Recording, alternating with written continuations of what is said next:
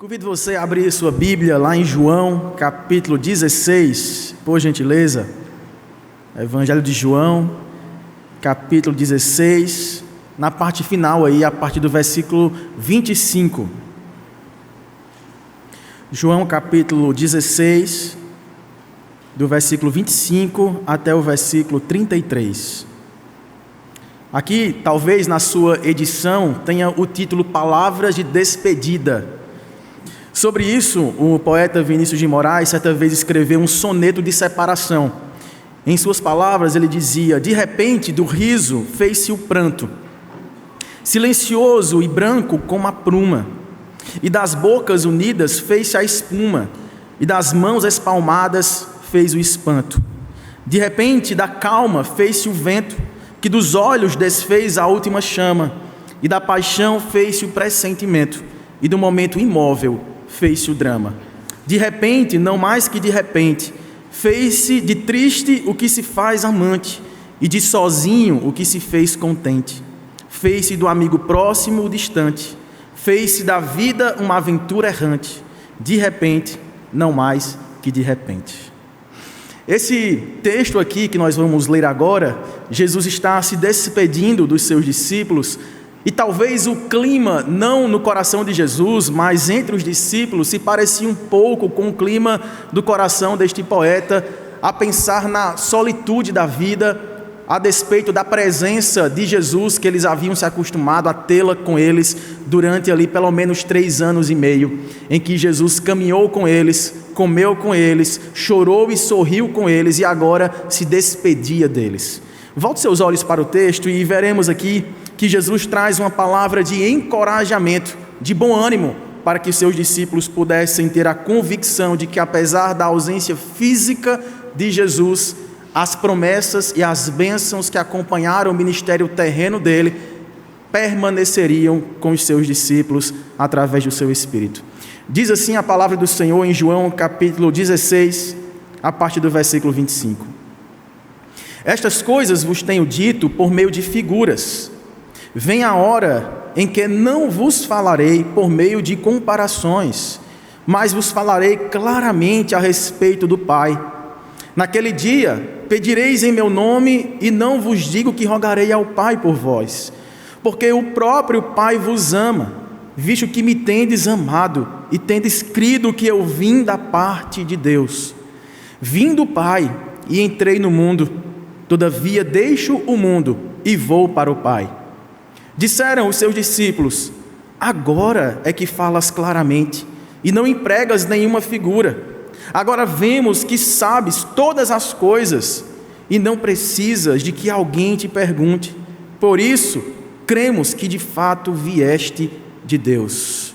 A isto respondeu-lhe Jesus: vocês creem somente agora?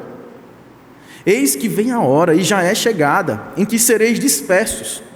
Cada um vai para a sua casa, e me deixareis sozinho. Contudo, não estou só, porque o Pai está comigo. Estas coisas vos tenho dito, para que tenhais paz em mim. No mundo passais por aflições, mas tende bom ânimo, eu venci o mundo. Amém. Vamos falar com Deus mais uma vez, pedir que Ele fale conosco através da sua palavra. Oremos. Maravilhoso Deus, nosso Pai, queremos agradecer ao Senhor por estar aqui diante do Senhor, te cultuando, adorando ao Senhor, cantando, orando, lendo e agora ouvindo a Tua palavra, que é o Evangelho da nossa salvação.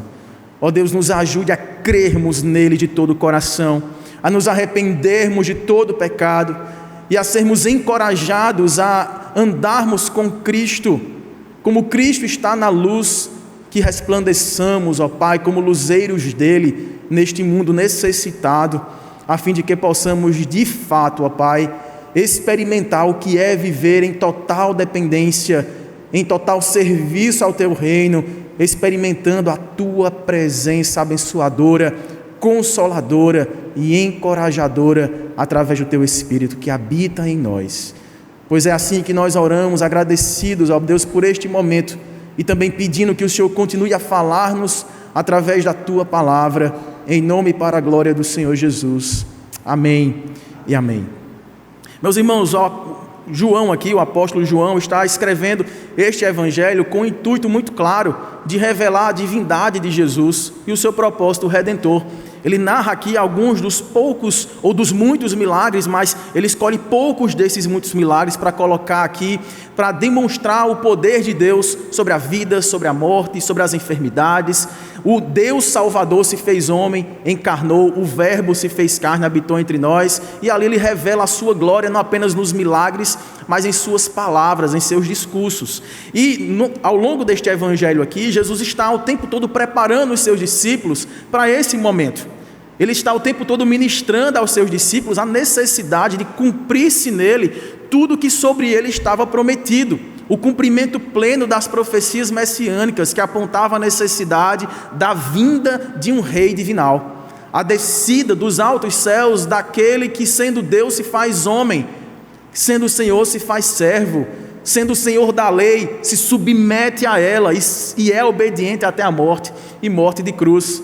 Mas aqui ele estava preparando esses discípulos para esse momento crucial do seu ministério. Ele precisaria passar pelo castigo que hoje nos traz paz. Ele precisaria se fazer miséria, para que a nossa miséria nele castigada fosse perdoada e nós fôssemos feitos justiça de Deus. É nesse ambiente de preparação em que Jesus começa a se despedir dos seus discípulos. Se você folhear um pouquinho para trás, você verá que no capítulo 14, nós temos um relato aí da última ceia do Senhor. Jesus reúne ali os seus discípulos, participa com eles daquela noite pascal, em que ele, e não o cordeirinho, seria sacrificado. Ele, como sumo sacerdote, se daria e derramaria numa cruz do Calvário o seu sangue, para a propiciação dos nossos pecados, e ele começa a ministrar aos seus discípulos. Depois, no capítulo 15, ele fala que ele é a videira verdadeira, e todo que nele estando dá frutos permanece, e esse tem a vida eterna. Depois, no capítulo 16, ele começa a trazer palavras de encorajamento a respeito da vinda do outro Consolador. Se você observar, por exemplo, o versículo 5 do capítulo que lemos, capítulo 16, diz que agora é necessário que eu vá para junto daquele que me enviou. E nenhum de vós me pergunta para onde vais? Pelo contrário, porque vos tenho dito essas coisas e a tristeza encheu o vosso coração. Mas eu vos digo a verdade, convém-vos que eu vá, porque se eu não for, o que, irmãos? O Consolador não virá para vós outros. Se, porém, eu for, eu vou-lo enviarei. E aí, quando ele vier, quando o Espírito Santo vier, ele convencerá o mundo do pecado, da justiça e do juízo. Se você observar, descendo um pouquinho mais adiante, no versículo 13, diz que quando o Espírito vier, o Espírito da verdade, ele vos guiará a toda a verdade, porque não falará por si mesmo, mas dirá tudo o que tiver ouvido e vos anunciará as coisas que hão de vir. Então Jesus está dizendo para aqueles discípulos que era necessário que ele se retirasse deles, que ele voltasse ao Pai, porque de lá ele fora enviado com este propósito de salvação. E ele promete, para este consolo ser aplicado de forma definitiva no coração daqueles que nele crescem, a presença implacável, insubstituível, irremediável do Espírito da verdade, que nos conduziria a toda a verdade. O Espírito Santo não viria para acrescentar revelações aos apóstolos. O Espírito Santo não viria para ministrar novas verdades para além daquelas que Jesus tinha ensinado. O Espírito Santo viria para vos fazer lembrar de tudo aquilo que Jesus tinha ensinado e para capacitar a, guardando essa verdade, viverem de acordo com ela para a glória do Senhor. Então Jesus se ausentaria deles, passando por um sofrimento terrível, mas tudo isso preparando a descida daquele que em nós, e não apenas diante de nós, é presença divinal constante, o Espírito do Senhor, que é aquele que habita o nosso coração. Porém, como acabamos de ler aqui no texto, os discípulos não entenderam bem essas palavras. Eles preferiram ficar com Jesus ali. Não, Jesus, isso está muito esquisito. Está tão bom o Senhor aqui com a gente. Tudo que a gente precisa, o Senhor supre. Todas as nossas necessidades são pelo Senhor sanadas. E agora nos veremos dispersos, teremos perdido o referencial daquele que cuida de nós, daquele que nos abençoa, daquele que nos dá palavras de vida eterna. Para onde iremos agora, se só tu tens palavras de vida eterna? Mas Jesus então começa a trazer, nessa expectativa da descida do Espírito Santo, essa palavra de encorajamento. Ele começa prometendo que o Espírito Santo nos habilitaria a conhecermos mais profundamente aquilo que já tinha sido revelado, a vontade de Deus. Se você observar os versículos 25 a 28, Jesus diz que falara com esses seus discípulos de uma forma um tanto quanto obscura para o entendimento deles. Diz que ele falava por meio de figuras, de comparações, em outras versões fala por meio de provérbios ou parábolas. Mas vem a hora, disse Jesus, em que não vos falarei mais desse jeito. Eu vos falarei claramente a respeito do Pai. Naquele dia pedireis em meu nome, e não vos digo que rogarei ao Pai por vós.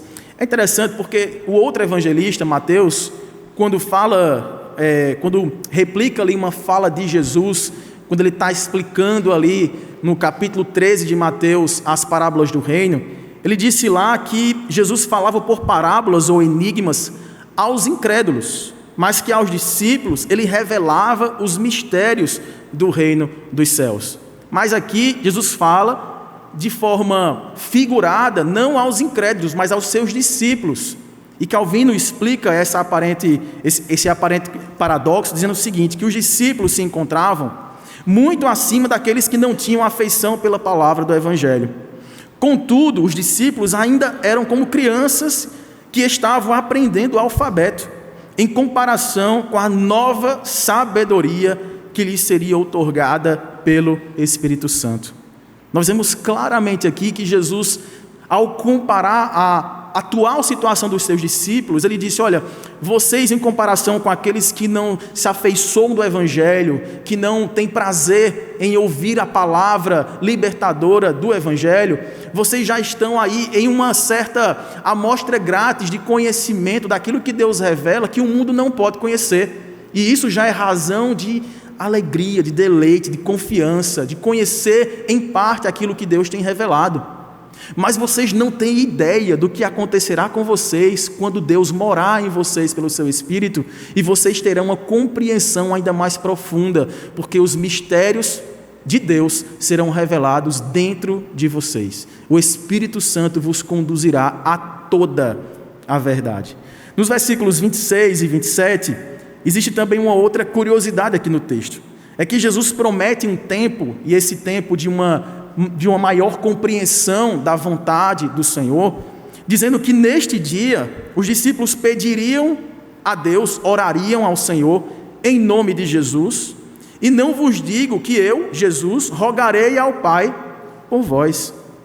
Mas, diz o verso 27, porque o Pai vos ama, visto que me tendes amado e tendes crido que eu vim da parte de Deus. Então ele coloca a ideia de que haverá um tempo, e esse tempo, claramente no contexto do capítulo 16, estava por se cumprir ali cerca de 40 dias depois, quando o Espírito Santo viesse descendo, ou 50 dias depois, quando o Espírito Santo viesse descendo sobre a igreja e enchendo os seus discípulos, da palavra do Senhor. Mas ele aponta que talvez nesse período ali, ele não necessitaria interceder por nós ao Pai.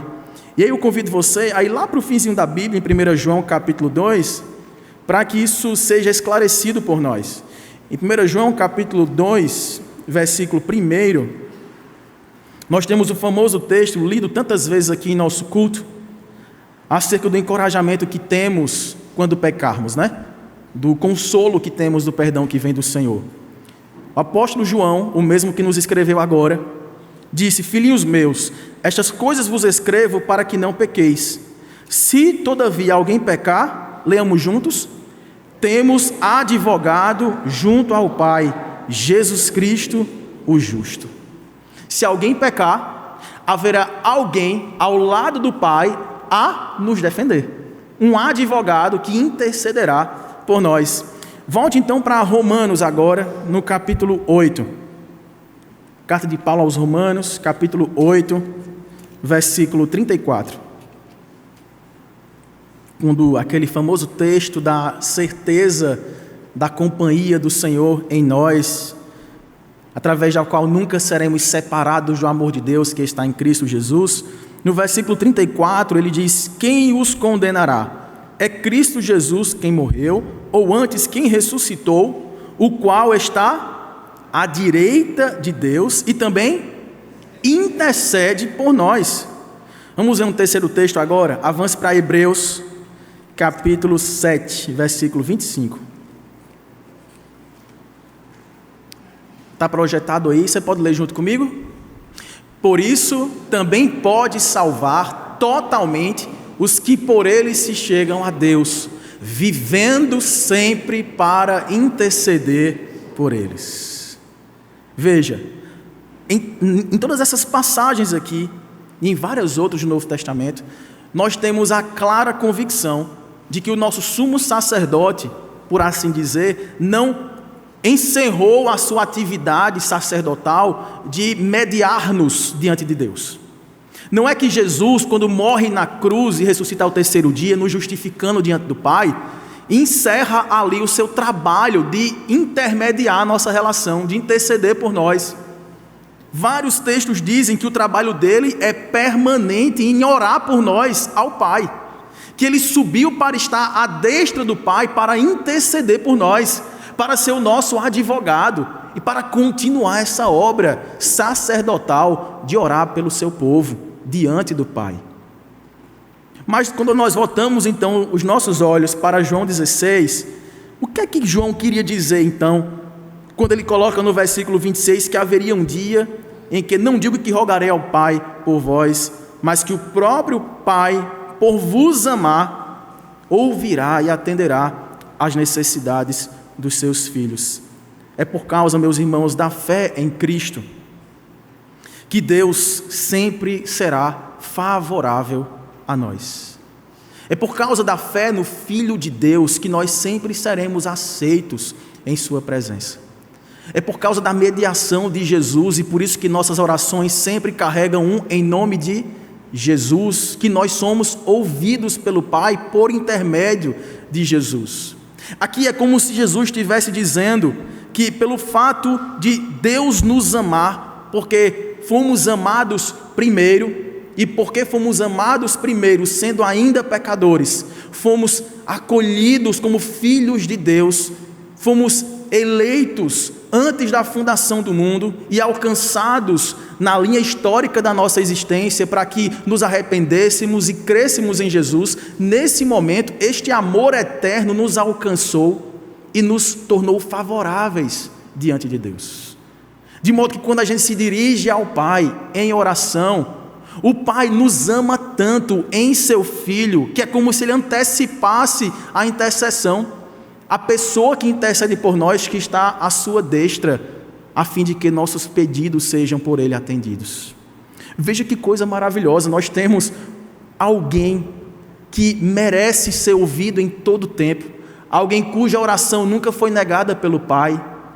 Jesus mesmo falou quando estava ali sendo batizado: eu sei, Pai, que tu sempre me ouves. Ele falou a mesma coisa quando foi interceder ali e chamar da morte para a vida o seu amigo Lázaro, e ele orou em voz alta e disse: eu sei, Pai, que tu sempre me ouves.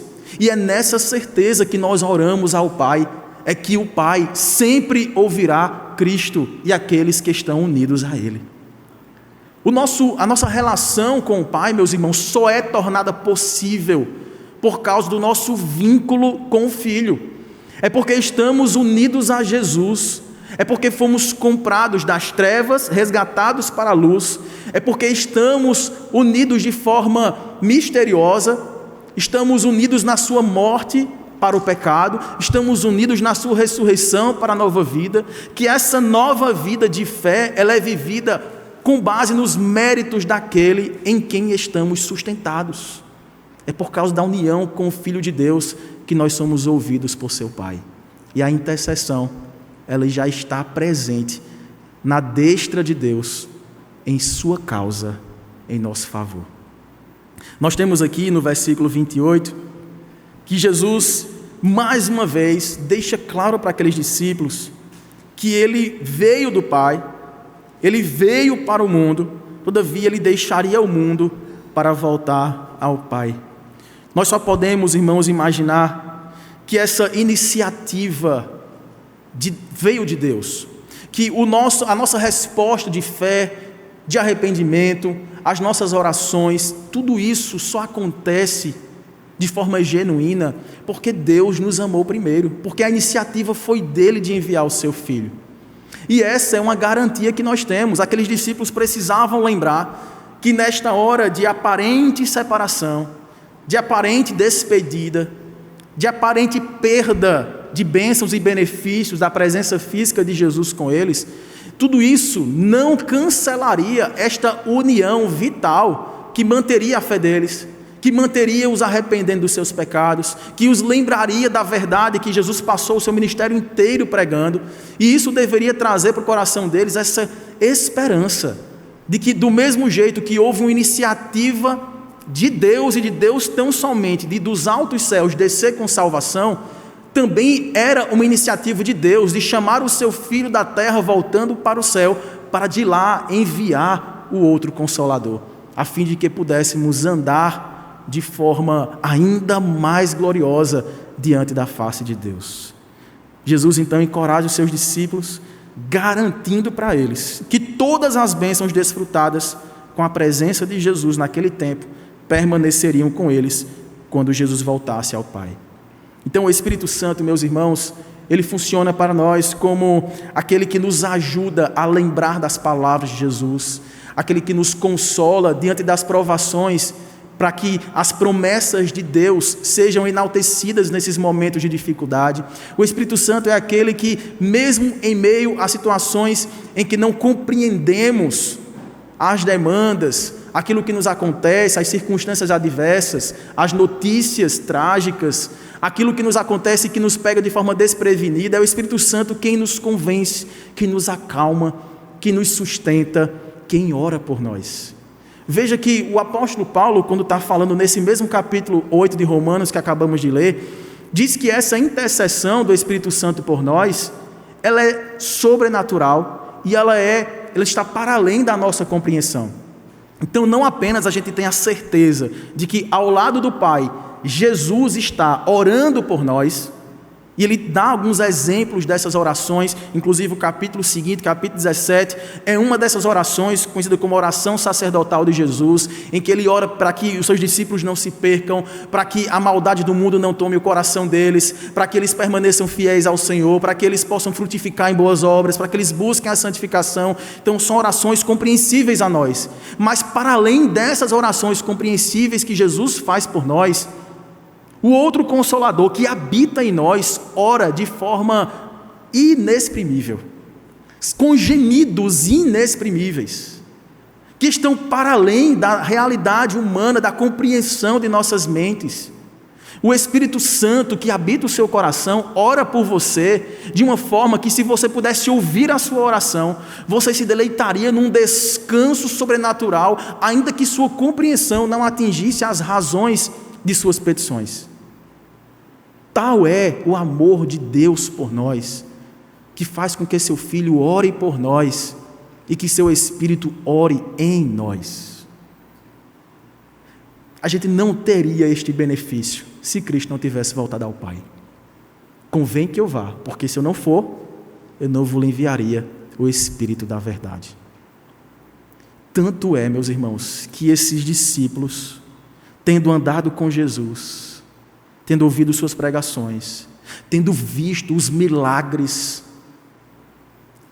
todos os sinais que Cristo praticou com eles ali, Jesus os adverte que a fé deles, por mais que já tivesse experimentado gotículas da graça revelada na verdade do Evangelho pregado e encarnado por Jesus diante deles, eram gotículas que daria esse deleite, que traria esperança, mas que ainda tratava-se de uma fé minguada, inconstante, fraca.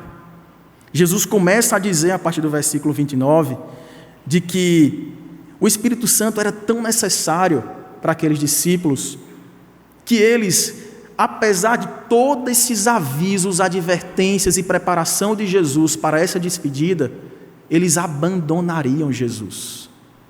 Veja o que é que diz a partir do versículo 29. Disseram os seus discípulos: ah, sim, agora é que falas claramente e não empregas nenhuma figura. Agora vemos claramente que tu sabes todas as coisas e que não precisas de que alguém te pergunte. Por isso cremos que de fato vieste de Deus. Aí respondeu Jesus: o quê? Vocês só vêm crer agora? Vocês só acreditam agora? Eis que vem a hora e já é chegada em que sereis dispersos, cada um para a sua casa, e me deixareis só. Contudo, não estou só em momento algum, porque o Pai está comigo. Estas coisas vos tenho dito, para que tenhais paz em mim. No mundo passais por aflições, mas tende bom ânimo, eu venci o mundo. Os discípulos ali, em algum momento, começaram a ficar eufóricos. Aquela situação deprimente, de tristeza, aquele soneto de separação estava ali aquecendo o coração deles, mas de repente ali, Jesus chega e diz: olha, tudo isso é necessário para que vocês sejam ainda mais abençoados, para que a fé de vocês seja abastecida de dentro para fora. Mas Jesus, claramente, expõe para aqueles discípulos a necessidade de que eles aguardem a vinda do Espírito Santo, para que a fé deles seja experimentada num nível de crescimento, de progressão, a fim de que eles pudessem não confiar naquilo que eles já tinham compreendido, mas confiarem naquilo que Jesus revelaria pelo seu Espírito e descansassem o coração, ainda que acontecessem coisas inexplicáveis para eles ou contra eles. As perseguições que viriam, as doenças que eles passariam, as torturas, prisões, naufrágios que eles experimentariam. Jesus preparou aqueles discípulos para que a fé deles pudesse ser desenvolvida pela presença do Espírito Santo. É claro, meus irmãos, que eles não tinham ainda um entendimento pleno daquilo que Jesus estava falando para eles, desse discurso, mas essas gotículas já era suficiente para trazer ali um ânimo, uma alegria. E eu tenho certeza, meus irmãos, que nem todo o conhecimento de todas as áreas que podem ser exploradas pela mente humana neste mundo podem ser comparadas com o deleite que advém das gotículas da graça revelada da verdade do Evangelho. Você e eu podemos nos debruçar e nos aprofundar em seja qual área for, na medicina, na psicologia, na biologia, na matemática, na física, nas ciências exatas, humanas, de saúde. A gente pode se aprofundar o máximo que pudermos, e a gente se deleita quando a gente descobre coisas novas, especialmente quando a gente descobre informações que nos ajudam a bem viver e a ajudar pessoas a viverem melhor, a ter mais qualidade de vida, a conquistar aquilo que nós almejamos, a construir uma sociedade que possa ter o seu mal refreado, de acordo com a graça que Deus comumente derrama sobre nós. Mas nada disso, nem a soma disso tudo se compara às gotículas de sabedoria que advém do Evangelho. Porque, como disse Paulo aos Coríntios, todo o conhecimento humano não pode ser comparado à glória da sabedoria que vem da simplicidade do Evangelho. O Pai reservou estas coisas sábias do Evangelho para os simples de coração. E aquilo que para os homens parece sabedoria se torna loucura. E aquilo que para nós parece loucura é sabedoria de Deus. Aqueles discípulos puderam experimentar ali um pouquinho daquilo que eles experimentariam em maior progresso do conhecimento da revelação de Deus. Mas Jesus precisava mostrar que é assim também que nós seríamos tentados hoje. O que acontece com a gente hoje é que esse simples gotejar dessa verdade transformadora do Evangelho, ela deve superar toda a nossa experiência de conhecimento, de descoberta, de teorias que a gente possa aprender. Tudo aquilo que é apresentado diante de nós, seja para nos favorecer, seja para nos trazer desengano, frustração, notícias trágicas, nada disso deveria sobrepujar a glória de conhecermos a Deus e de saber que Ele nos ama. A simples verdade do Evangelho de que nós não somos tratados do jeito que a gente merece, mas que nós somos tratados com misericórdia, com graça, que nada poderá nos separar do amor de Deus, que nós temos um advogado ao lado do Pai, que quando pecarmos Ele intercederá por nós, mas não apenas do lado do Pai, mas dentro de nós, que intercede com gemidos inexprimíveis. Essa verdade, meus irmãos, deveria ser a mais consoladora, a mais encorajadora, a que trouxesse maior confiança, a fim de que vivêssemos aqui nessa perspectiva do porvir, que faz com que tudo aquilo que já aconteceu com a gente e que está para acontecer de forma surpreendente ou esperada, tudo isso está nas mãos daquele que controla a nossa vida por amor de nós. E é essa verdade que Jesus queria deixar ali latente aos olhos daqueles seus discípulos. É que eu não estarei com vocês visivelmente, vocês perderão as cenas da glória de Deus pisando a terra, mas dentro de vocês haverá uma glória maior, Deus em vocês. Vocês agora são santuários do Espírito da verdade, do encorajador, do consolador, daquele que nos dá força, daquele que revigora a nossa fé, daquele que persevera em interceder por nós, sem que nós mereçamos. Deus opera, meus irmãos, de forma misteriosa em nosso coração. Talvez você diga assim: pastor, tem hora que eu não sei nem orar, eu não sei nem o que pedir, está tudo tão nebuloso, parece que minha fé está minguada, eu me sinto fraco, eu duvido algumas vezes da bondade do Senhor para a minha vida, ou do poder de Deus em fazer aquilo que eu acho que Ele precisaria fazer. Jó passou por isso, Asaf passou por isso, tantos servos de Deus passou por isso, essas crises de fé. Tudo isso, meus irmãos, para nos humilhar, para que a gente sempre lembre de que não somos autossuficientes, somos sempre dependentes daquele que intercede por nós, daquele que ora por nós, daquele que cuida de nós. Apesar de tudo isso, Cristo volta a adverti-los, como já havia feito no capítulo anterior, quando falou que Pedro o negaria 3 vezes, antes que o galo cantasse 2 vezes. Nós temos aqui, no verso 32, Jesus falando que chegaria a hora. Interessante que ele usa essa expressão anteriormente para falar da chegada, do Espírito Santo. Olha, vai chegar a hora em que vocês serão cheios do Espírito Santo, vocês, por assim dizer, não sentirão tanto a minha falta, porque eu habitarei em vocês pelo meu Espírito. Aí ele repete essa expressão para trazer agora algo muito mais urgente. Eis que vem a hora e já é chegada, em que sereis dispersos. Cada um vai para algum lado. E vocês todos, sem exceção, incluindo Pedro, Tiago e João no barquinho, todos vocês me abandonarão. Contudo, eu não ficarei só, porque o Pai está comigo. Jesus, ele chama os seus discípulos para orar.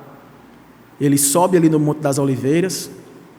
Ele está terrivelmente angustiado e eu não consigo imaginar como que alguém nesse estado de angústia é capaz de se despedir, não em escândalo, em desespero, em tremor de mãos e em ansiedade, mas acalmando seus discípulos. É alguém que está prestes a enfrentar a morte mais horrenda, o peso da ira de Deus contra o pecado de toda a humanidade, pretérita, vivente e futura. E ele acalma os seus discípulos. E ele promete consolar os seus discípulos. E ele encoraja os seus discípulos.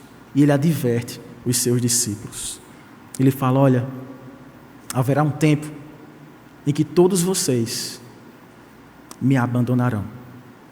Ele sobe ao Monte das Oliveiras, 3 dos seus mais íntimos discípulos vão com ele, mas Jesus precisava que eles orassem com Jesus, mas eles dormem, e Jesus fica sozinho.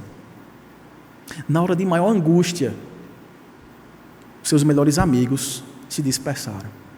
Na hora de maior advertência para estado de alerta, de vigilância máxima, os indolentes pegam no sono. Mas Jesus fala: nem assim eu estarei só. Sabe quando foi que Jesus experimentou o único momento de absoluta solidão? Na minha cruz, na sua cruz. Deus meu, por que me deixaste aqui abandonado? Jesus disse claramente: eu tenho o Pai comigo, eu nunca vou ficar sozinho. Jesus era Deus, homem. Sua humanidade não subtraía sua divindade e não se misturava com ela. Portanto, como Deus, Jesus não tinha qualquer necessidade de ser atendido em suas necessidades por terceiros, porque ele é autossuficiente, autoexistente. Jesus, sendo Deus, não precisava de companhia de ninguém. Jesus não era aquele que estava na eternidade pensando assim: está aqui o Pai, eu e o Espírito, é pouca gente, né? Vamos criar mais, que a gente está se sentindo assim incompleto, necessitado de mais relacionamentos. Vamos criar aqui algumas coisas, vamos criar pessoas que parecidas conosco possam ter, né, algum tipo de relacionamento que nos aumente a comunhão, que hoje se resume a 3 pessoas. Não, Jesus criou por amor e por graça, não por necessidade. Jesus era autossatisfeito. E para além disso tudo, ele tinha o Pai e tinha o Espírito.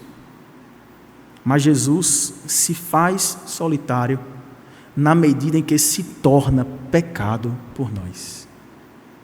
Você já parou para pensar sobre isso? O que significou naquela hora Jesus olhar para o Pai e momentos depois de talvez pela primeira vez ter suas orações negadas? Porque vocês lembram: Pai, se possível for, passa de mim este cálice. E ele não orou assim uma vez e disse: não, deixa eu mudar aqui a oração, né? Ele orou por 3 vezes, mas todas elas se submetendo à vontade do Pai. Porém não seja feita a minha vontade, e sim a tua. Mas ele pedia novamente: Senhor, se possível for, passa de mim este cálice. Enquanto seus amigos dormiam, enquanto seus amigos o abandonaram sozinho, aqueles seus amigos por quem Jesus orava, chorava, sustentava, alimentava, salvava, aqueles agora dormiam enquanto Jesus transpirava sangue, de angústia, a alma sendo apertada do peito, transbordando em sangue, o sangue que seria vertido por favor daqueles indolentes que dormiam e abandonavam Jesus.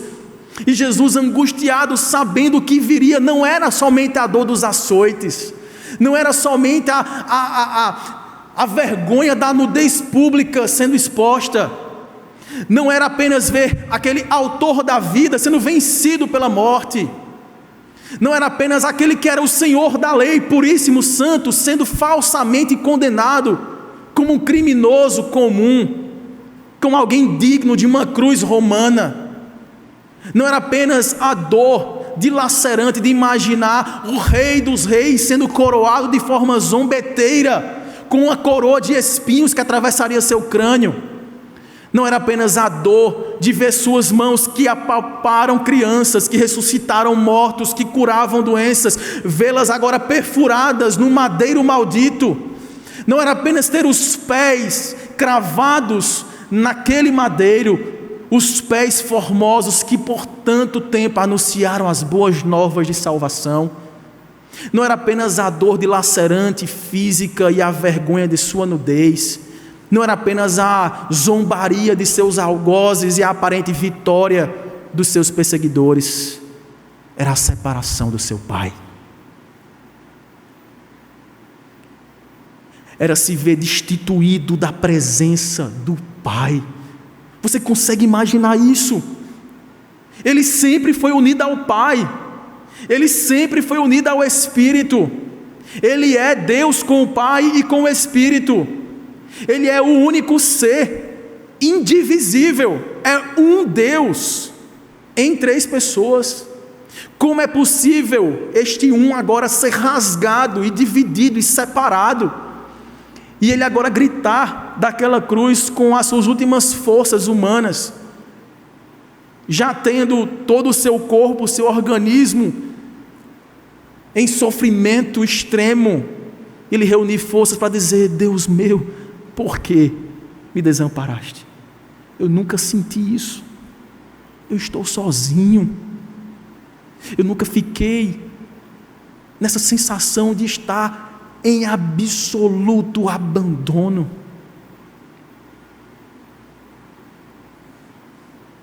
Sabe por que Jesus ficou absolutamente sozinho, sangrando até a morte? Para que você e eu jamais experimentássemos o que ele experimentou. Para que eu e você jamais experimentássemos a absoluta solidão. A cena pintada à sua volta pode parecer demonstrar um completo abandono. As pessoas podem esquecer seu nome. O seu pai e a sua mãe podem esquecer o seu nome. Mas Deus conhece você, sabe o seu nome, cuida de você e prometeu que estaria com você todos os dias até a consumação dos séculos. Sabe por quê? Porque o lugar de solidão absoluta que nós merecíamos foi tomado por Cristo. Para que nós pudéssemos ser habitados por Cristo. Para que Cristo fosse aquele que, pelo seu Espírito, preencheria a nossa alma de regozijo permanente da presença daquele que nos encoraja. Eu sei que quando vem a tribulação e pelas aflições prometidas no mundo, porque elas não são opcionais, no mundo tereis aflições, nós podemos ouvir a frase de Jesus: tenham bom ânimo. É por esta razão, meu irmão, minha irmã, é porque você jamais será abandonado. Em Cristo Jesus você jamais será deixado para minguar no sofrimento solitário. Por mais que você não compreenda em alguma situação específica onde Deus estava naquela hora, onde Deus estava naquela desonra pública que eu estava sofrendo, onde Deus estava na injustiça de acusações falsas imputadas a mim no meu trabalho, onde Deus estava naquela zombaria da minha família, que me exclui dos seus jantares e almoços porque agora eu virei crente. Onde está Deus na mais dilacerante dor da violência, do abuso, do assédio, da injustiça? É bem difícil, meus irmãos, passar por esses vales de morte e lembrar de que a bondade e a misericórdia do Senhor nos perseguirão todos os dias. É difícil perceber a presença do Espírito silencioso no nosso coração. É difícil compreender que tipo de oração é feita dentro de nós, porque muitas delas são com gemidos inexprimíveis. Não dá para que em nossa mera inteligência humanamente limitada sentirmos o cuidado paternal de um Deus que permite tribulações chegarem à nossa casa. Mas Jesus disse: estas coisas vos tenho dito para que tenhais paz. Paz. Paz em mim. O único lugar em todo o universo em que você e eu podemos desfrutar de genuína paz, o único, é Cristo. Não é na nossa saúde, na nossa condição financeira, nas pessoas que nos rodeiam. Você já pode ter passado pela experiência de ter muita pessoa ao seu lado, chamando seu nome, brincando com você, e você continuar se sentindo sozinho. Portanto, o único lugar em que você estará vendo 1000 caírem ao seu lado, 10.000 à sua direita, em que você estará vendo acusadores, perseguidores, o mundo caindo ao seu redor, o único lugar de refúgio é em Cristo. Porque Ele disse: no mundo passais por aflições, mas tende bom ânimo, eu venci o mundo. Sozinho, Cristo derrotou a morte, ele ressuscita ao terceiro dia. Sozinho, Cristo derrotou o pecado, ele foi obediente, fiel, fidedigno até o fim. E sozinho, Cristo triunfou sobre Satanás. O acusador da nossa alma foi silenciado. O poder da morte não está mais sobre ele. Cristo agora reina de forma permanente, de forma constante na sua igreja. Nada, nem ninguém, poderes, alturas, criaturas, coisas que já aconteceram, que podem acontecer, poderão arrancar você da convicção, da presença de Jesus na sua vida, a consolar você, a encorajar você, a lembrar a verdade das promessas de Deus para você, a perdoar você, a orar por você e a lembrar você de que em Cristo tudo pode se tornar um caos, mas nele nós experimentaremos a vitória que Ele conquistou para nós, que nos traz paz. A paz de não mais sermos condenados pelos nossos pecados. A paz de nunca experimentarmos a solidão absoluta que Ele experimentou por amor de nós. A paz de que, assim como Ele ocupou este lugar único de absoluta solidão, Ele prepara lugar de absoluta comunhão que nos aguarda. Eu queria orar com você nesta hora, porque eu sei que pregar nem é tão difícil. O difícil é lembrar dessas palavras quando a gente se sente desprotegido, injustiçado, magoado, violentado, perseguido, caluniado, humilhado. Mas a garantia que nós temos, meu irmão, minha irmã, crianças e velhos, é que o Espírito de Deus permanece em nós, apesar de nós. Nosso Deus e Pai, o que diremos, ó Deus, diante da graça do Senhor que nos alcança? Quem somos nós? Que tipo de casa somos nós?